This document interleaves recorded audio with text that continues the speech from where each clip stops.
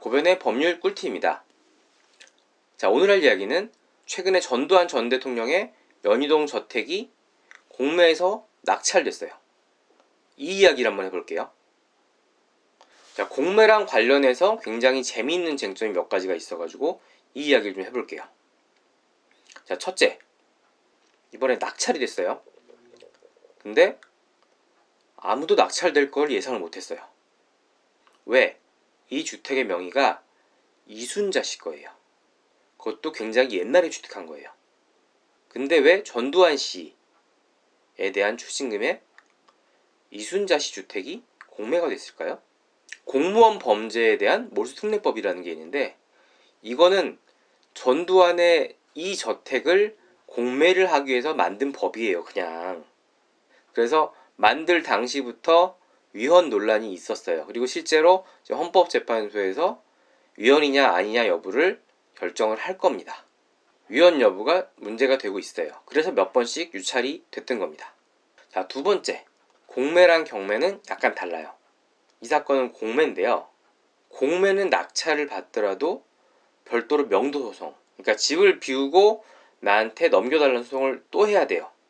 경매는 그럴 필요가 없는데, 그게 문제인 겁니다. 이건 낙찰 받더라도 이순자 씨한테 이 집을 넘겨달라는 소송을 또 해야 되는 거예요. 아주 번거롭죠. 이 공매는 온비드라는 사이트를 통해서 진행을 하고 있는데요. 거기 보면 이런 문구가 있어요. 제반사항 및 손해 등은 공사가 책임지지 않는다. 이런 문구를 캠코에서 자산관리공사거든요. 명시를 해두고 있어요. 우린 모르겠으니까 니네들이 맘대로 해라.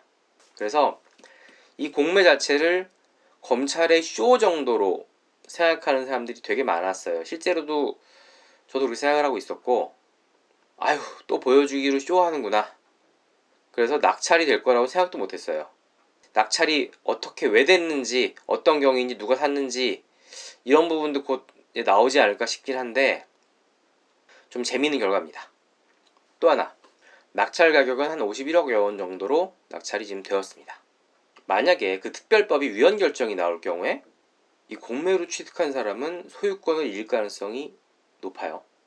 이거 아주 모험입니다. 그래서 자, 추가로 한 가지만 더 언급을 드리면, 이 공매의 문제점이 원래는 한 개 더 있었어요. 우리가 쉽게 말하면 문을 닫고 나오는 게 없다였는데, 이게 뭐였냐면, 원래 경매라는 거는 배당기일의 종기라는 규정이 있습니다.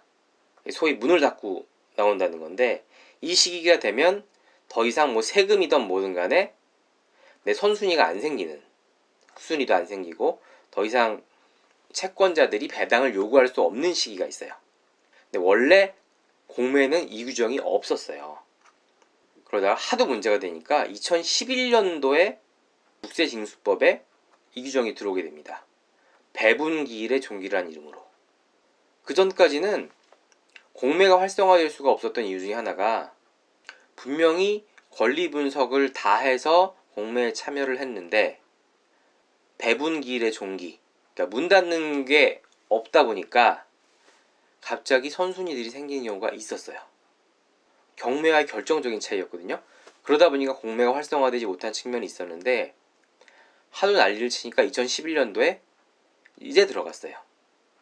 좀 이제 공매 다워졌죠. 그 이후에 좀 활성화되기 시작한 겁니다. 이건 그냥 상식선에서 알아도 돼요. 지금은 당연히 들어가 있는 조항이기 때문에 문제가 안 되고 있죠. 자, 결론 말씀드리면요. 자, 이번 낙찰자는 대박을 치거나 쪽박을 찰 겁니다.